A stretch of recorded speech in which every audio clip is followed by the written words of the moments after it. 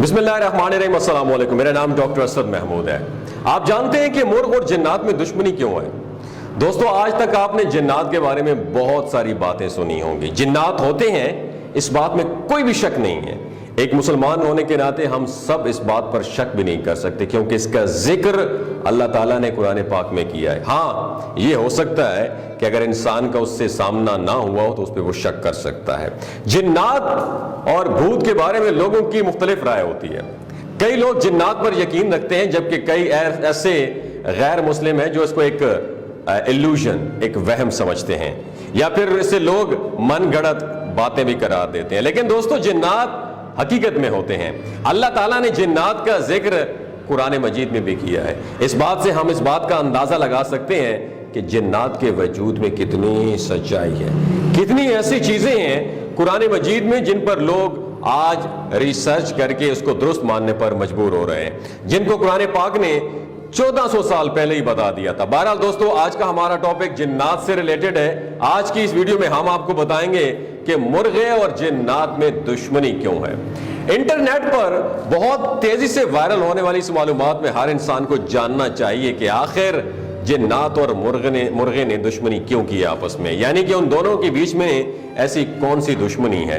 कई बार आपने इससे रिलेटेड वीडियोस भी देखी होंगी, लेकिन आज की इस वीडियो में हम आपको तफसील से बताएंगे कि मुर्गे और जिन्नात में दुश्मनी क्यों है।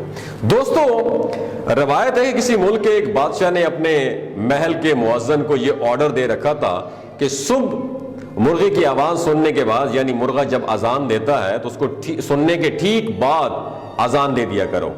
अब मुअज्जिन रोजाना ऐसा ही करता था, लेकिन एक दफा ऐसा हुआ कि उस महल के मुर्गे ने बेवक्त ही अजान दे दी, और जब वो मुअज्जिन जिसको बादशाह ने हुक्म दे रखा था उसने भी हुक्म की तामील की, और मुर्गे की अजान सुनते ही मुअज्जिन साहब ने भी खुद भी आधी रात को अजान दे दी, जिसकी वजह से लोगों को फजर से पहले ही बेदार होना पड़ा, क्योंकि मुर्गे ने रात में ही अजान दे दी थी। तो मुअज्जिन साहब ने भी अजान दी तो लोग जाग गए, और मुअज्जिन की इस गलती की वजह से बादशाह ने उसको मौत की सजा सुना दी। और जब ये खबर बादशाह की लाडली शहजादी तक पहुंची, जो कि बादशाह की बहुत दिल अजीज थी, तो उसने बादशाह सलामत को एक लेटर लिखा, और इस लेटर में ये लिखा कि इस सजा का असल हकदार तो मुर्गा है।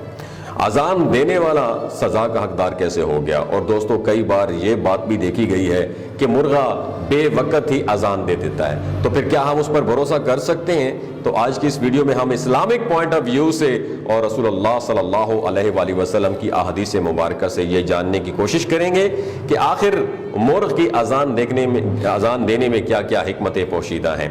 दोस्तों, एक मरतबा हजरत अली रजी अल्लाह तआला अन्हु से एक शख्स ने पूछा कि या अली, हमें एक बात समझा दीजिए कि आखिर मुर्गा ऊंची आवाज में अजान क्यों देता है।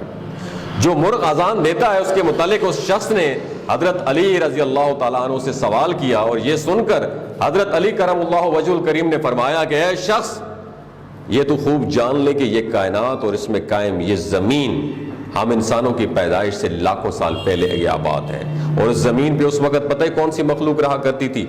जिन्नात रहा करते थे।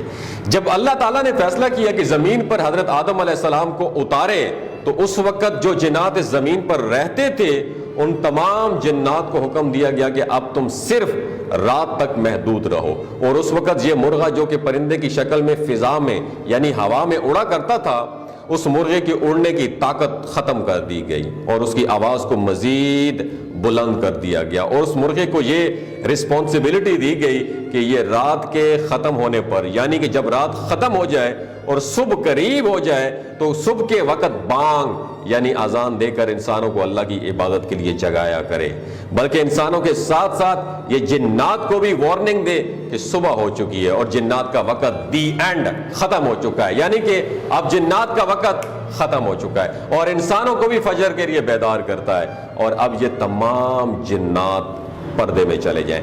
दोस्तों, उसके बाद हजरत अली करमुल्लाहु वजहुल करीम ने उस शख्स को जवाब देते हुए फरमाया कि अल्लाह तबारक व तआला की ये वो मखलूक है कि जिसको अल्लाह ताला ने फरिश्तों और जिन्नात को देखने की सलाहियत से नवाजा है, यानी कि जो मुर्गा होता है वो जिन्नात और फरिश्तों को देख सकता है, जबकि उसकी आवाज में اللہ تعالیٰ نے اتنا روب اور اثر رکھا ہے کہ جنات بھی اس کی آواز کو سن کر، جو صبح سویرے بانگ دیتا ہے یا رات کو بانگ دیتا ہے، اس کی آواز سن کر جنات بھاگ جاتے ہیں۔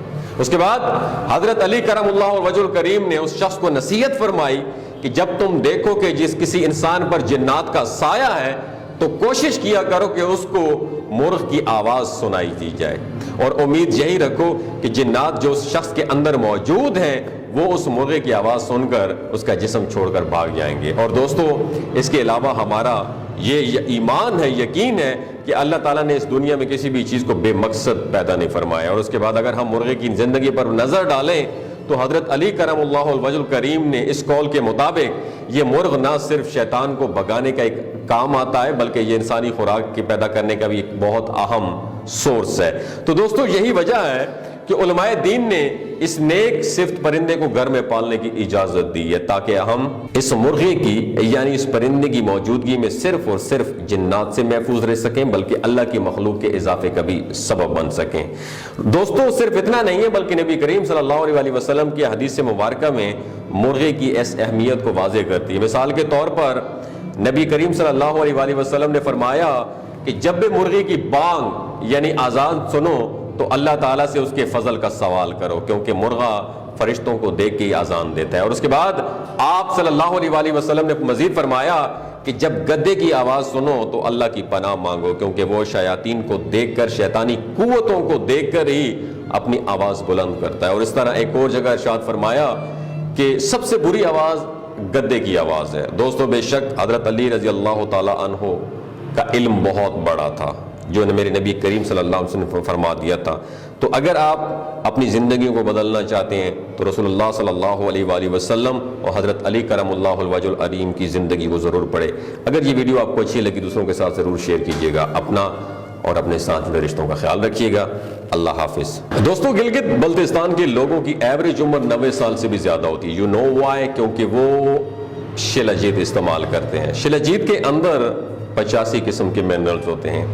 اگر آپ چیزوں کو جلدی بھول جاتے ہیں، مردانہ کمزوری محسوس کرتے ہیں، اولاد جیسی نعمت سے محروم ہیں، آپ کے ٹیسٹوسٹیرون ہارمون امبیلنس ہے، آپ سدا بہار جوان نظر آنا چاہتے ہیں، خون کی کمی کو دور کرنا چاہتے ہیں، موٹاپا کم کرنا چاہتے ہیں، تو شلاجیت ضرور استعمال کیجیے گا۔ یاد رکھیے، ہمیشہ آرگینک اور قدرتی چیزوں کا استعمال کریں اور کیمیکل والے فوڈ سپلیمنٹ آپ نے استعمال نہیں کرنے۔ اگر آپ شلاجیت کو آرڈر کرنا چاہتے ہیں تو نیچے دیے گئے نمبر پر رابطہ کریں۔ 3 باتوں کا خیال آپ نے رکھنا ہے: حاملہ خواتین، ہائی بلڈ پریشر میں مبتلا لوگ اور نوجوان نسل جو غیر شادی شدہ ہیں، 15 سے 20 سال ان کی عمر ہے اور سیکشول پاور کو انہانس کرنے کے لیے یوز کرنا چاہتے ہیں، ڈاکٹر کی ایڈوائس کے بغیر شلاجیت استعمال نہ کریں۔ اس کے علاوہ تمام لوگ بے دھڑک ہو کر گرمی اور سردیوں میں شلاجیت کو استعمال کر سکتے ہیں۔ بہت شکریہ۔